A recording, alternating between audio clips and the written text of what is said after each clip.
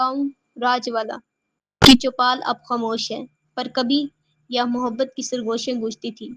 ہر شام پیپل کے درخت کے نیچے ایک شخص بیٹھتا تھا، چاچا نظام الدین، سفید دھوتی، مٹیالی کرتی اور پگڑی میں لپٹا ایک پرانا دکھ۔ گاؤں والے کہتے چاچا نظام کا دل کہیں رہ گیا ہے، اور وہ ہنس کر کہتا ہاں وہ چوپال کے پیچھے کہیں دفن ہے۔ ایک شام نئے اسکول ماسٹر عرفان نے پوچھا چاچا یہ چوپال آپ کو کیوں روز بلاتی ہے؟ چاچا کی آنکھوں میں نمی آئی۔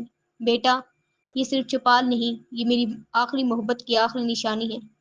پھر وہ کہنے لگے 50 برس پہلے یہاں ایک لڑکی آتی تھی، رابعہ، سادہ، معصوم اور خوابوں سے بھری آنکھیں۔ جب وہ چوپال کے پاس سے گزرتی تو وقت ٹھہر جاتا۔ میں غریب کسان کا بیٹا، وہ نمبردار کی بیٹی۔ صرف دیکھنے کی ہمت تھی، چاہنے کی جرات نہیں تھی۔ پھر ایک دن میں نے دل کی بات کہہ دی۔ وہ چپ رہی، لیکن اس خاموشی میں ایک ہاں تھی۔ پھر خط آنے لگے، کنویں کے پاس، چوپال کی پچھلی دیوار پر۔ ہر لفظ میں ایک خواب تھا، ساتھ جینے کا، ایک دوسرے کی باہوں میں مر جانے کا۔ لیکن تقدیر ہنسی اور ایک دن رابعہ کی منگنی طے ہو گئی۔ میں چوپال کے پیچھے کھڑا رہا، وہ آئی، بس اتنا بولی نظام میں تمہارے بغیر جی نہیں سکوں گی، مگر تمہیں پا بھی نہیں سکوں گی، اور وہ چلی گئی، آنکھوں میں وہ آخری آنسو چھوڑ کر جو آج تک میرے دل سے نہیں گرا۔ لوگ کہتے ہیں اس کی شادی کے کچھ سال بعد وہ مر گئی، میرا دل کہتا ہے وہ محبت میں مری تھی۔ تب سے میں روز یہاں آتا ہوں جہاں وہ آخری بار ملی تھی۔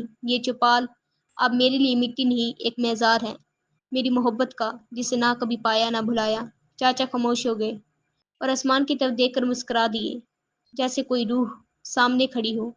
عرفان کی آنکھیں نم تھی، اسے آج پتہ چلا کہ گاؤں کی چوپالیں صرف بیٹھک نہیں ہوتی، کبھی کبھار وہ کمبھالے بیٹھی ہوتی ہیں۔